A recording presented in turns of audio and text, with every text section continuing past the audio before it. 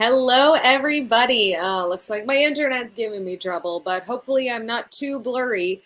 Welcome. I'm Melanie Hirschhorn, and you are here for another edition of Authority Marketing Live.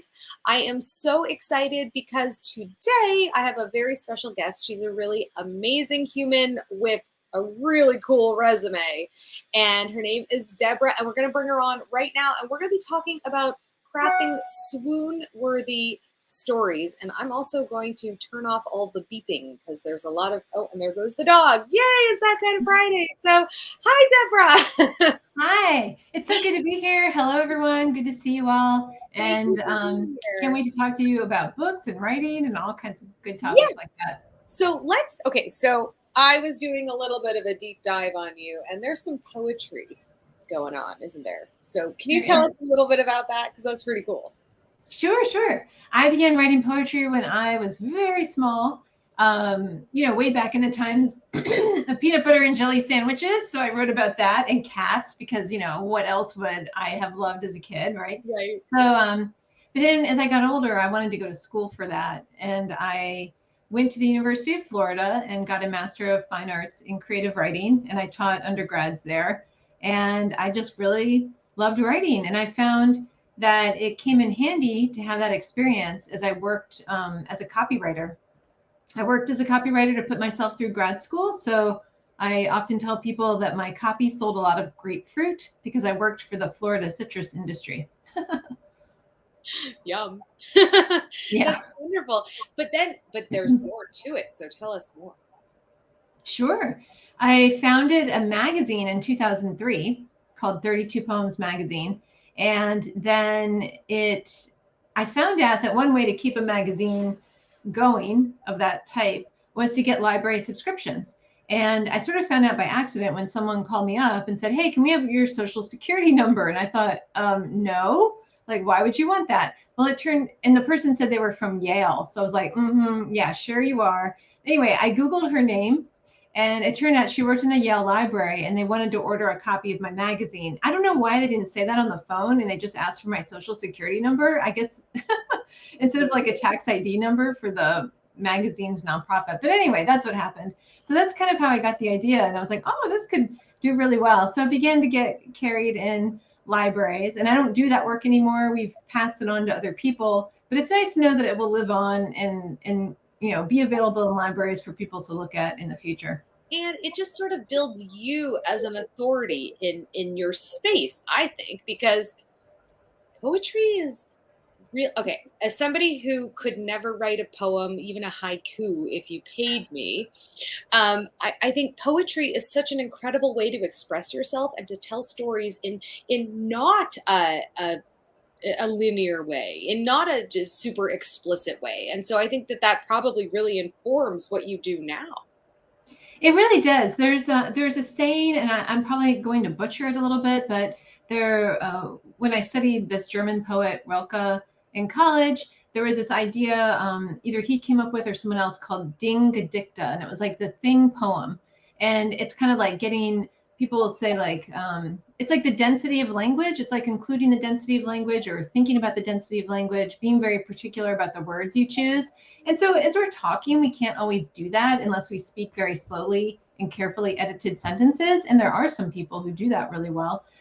Most of the rest of us are not that superhuman, and we do a little bit of sorting out as we talk. When we write, we want to have the sorting out done usually by the time other people read it. And so when I'm working with clients on their writing, whether it's for LinkedIn or it's for a book, we are talking about what kinds of words would make sense to use. We talk about their audience. The reason audience is so important is because that will affect the kind of language that you use.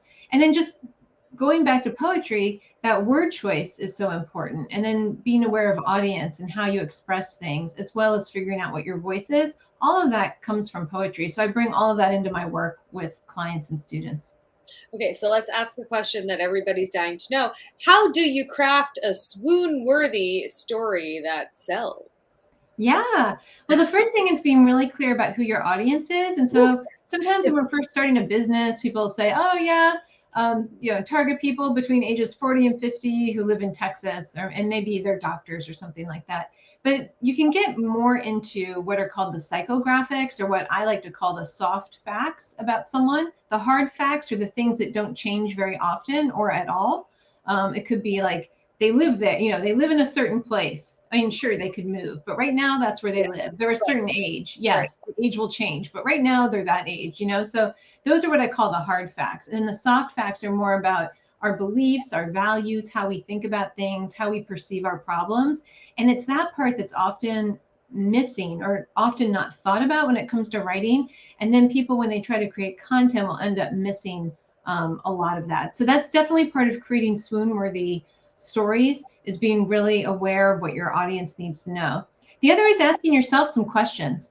One of the juiciest questions is, what do people need to know about me before they're going to feel comfortable working with me? So for you and me, Melanie, for instance, it might be, hey, what book projects have you worked on, right? Or what kinds of people are you working with? Or, I'm this profession. Can you help me? Because you've mostly worked with people in that profession. So it's our job as communicators of our business to help people see if they're a good fit for us, or even if they're not a good fit for us. Right. Right. Absolutely. And I love that you said that, because when somebody wants to know if they're going to work with us, it might not just be who have we worked with, but maybe it's also about our mission. I know that, the mission for me, my mission is what gets me out of bed every single day, getting to help my clients amplify their message to make this world a better place. That is what I'm doing every day. And so for you, when you say crafting swoon-worthy copy that sells, stories that sell, that's part of your story. Mm-hmm. It definitely is. And we have similar missions too. So mine is similar because I believe in serving those who aim to improve humanity in some way. A lot Yeah. of the books I work on are nonfiction, that I help people create. And, I know we have some overlap there as well. And it's about teaching people something or helping people see something in a new way. And your content, or your book itself, can do the same thing. Any writing that you're doing can do the same thing. Help people learn something or have an aha moment about themselves. And stories allow us to do this in a way that isn't overly, that isn't heavy on the teaching or the advice giving. So we don't want someone to give us advice necessarily unless we ask for it. But usually we're like, we don't want to hear like, do this and then do that and then do the next thing and then do it all by Wednesday. And we're going to be like either feeling stressed, or we're not going to understand it, or we're just not going to do it. But if you share a story, let's say about the way you helped a client, the way you helped a client market a book, or the way I help someone author a book, then that helps people put themselves into that position, and kind of start to see, is this possible for me? Is this something that I need? Is it something that I want to do? Do I like this person's vibe who's telling the story? Do I like how they told the story? So it kind of allows for that relationship to develop. I love that you said that, because that in and of itself should truly be the basis of the content that you put out. If you're talking about your mission, if you're talking about client wins, client transformations, I mean, that's the stuff that people forget to put out online. They think that they just have to do the how-tos and the fire hose people with all this great, like, do this, do this, do this. But I love that you mentioned otherwise. So how do you help authors? Let's go right there. Yeah, I help in a couple different ways. First, if people are just sort of dipping their toe into the water and they're not even sure if they want to author a book, I have a book clarity power hour, and that's where people can get questions or get answers to any of their questions, like should I self-publish, or go for a New York Big Five? What should I do? What are some of the Okay, what's a New topics? York Big Five? What's that? What's the New York Big Five? Oh, I think like some people consider them like HarperCollins. Some of them have merged. I guess Crown would have been one. They might have merged with some other ones. There's Penguin, Random House. Those are just some of them. And then, I'm sure everyone's big five kind of, everyone probably has a slightly different big five. There's Yeah. also Knopf for poetry. That was a big one. So those are just some of the different ones that are out there. Like for business books, there's Wiley Publishers. So some people want to be published on other presses rather than self-published. So it's a very personal decision. It's not like one is better than the other. It's just a different pathway. Um, And I can tell you either way, no matter what people choose, they're going to need someone like you, a book marketer, because even publishers just don't really have that in their budget to do for all of their books. And so that's why what you do is so important. Um, yeah. So now I forgot what the question was. Can you? Oh, well, no, that's okay. You were saying how you help authors. So you Yes, yes. Oh, yes. How I help. So I have this book clarity call where I help people sort of take the first few steps. I also have one-to-one book coaching where I work with them on creating a book. So we go through and figure out what's the structure of the book. We begin to put the meat on the bones. They begin to write the book, and then I'll respond. I'll read and respond to it and help them continue on. And so I just finished a project like that with someone, and so she has the book content there. She needs to make some adjustments to it, and then it will be ready for publication at some point, which is exciting.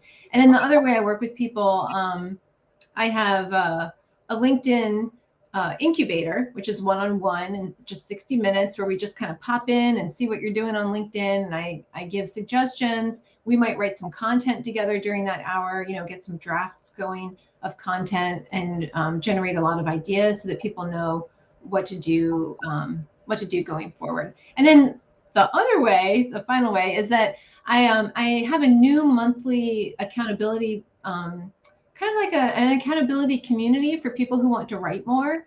And it's very like low cost, and people can just sign up for a month if they just need it for a month. There's no long-term commitment to this, but it's a month by month experience where we meet for two times a month, and then it's to focus on your writing, so you can get become more consistent, have some accountability, get answers to your questions. There's time for some one-on-one time with me if people want a little bit of that, and so it allows people to get some help in that way. Oh, how fantastic.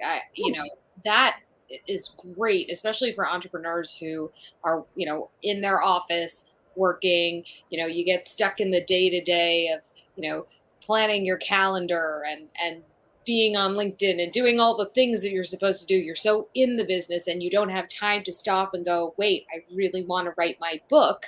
And I need somebody to kind of give me that, kick in the pants slash hold my hand as I go. And so I love that. Now, you have a roundtable that I would love for you to talk about, and I'm going to post the link to it right there. So, can you tell us a bit about the roundtable? Yes, it's a monthly event, and it's a monthly event in which we go through different elements or different questions people have around writing. So it could focus on any element of writing for business. It doesn't have to just be a book or LinkedIn content. It could just be basically anything. And so usually what we do is, well, I'll take people's questions. I answer everyone's questions. We also have a short exercise, like a short engaging exercise, and then we'll do some breakout rooms so people can get to know each other as well as discuss their answers to a question. And then when we come back into a larger group and talk more about it, so it's highly interactive. There's a lot of sharing of what people are doing, so you're welcome to come in, and everyone can talk about their business. I give people lots of opportunities to do that, so there's a lot of cross pollination and people can make connections with each other. And then also everyone's walking away with, we might work on an idea or help generate the start of a story that they can work on later. Just anything, all kinds of different topics that will help people take a step forward. And then in the future, I want to have more guest experts, including you actually, more guest experts who will come in and talk for about 10 minutes around their area of expertise. So that will sort of add another layer of learning for people inside the roundtable. And it takes place in 45 to 60 minutes. And it's once a month, so it's not like one of these like big Mongo. And it's free to join the roundtable, right? It's completely free. Yes, it's completely free. And my purpose for it is to build community, create connections.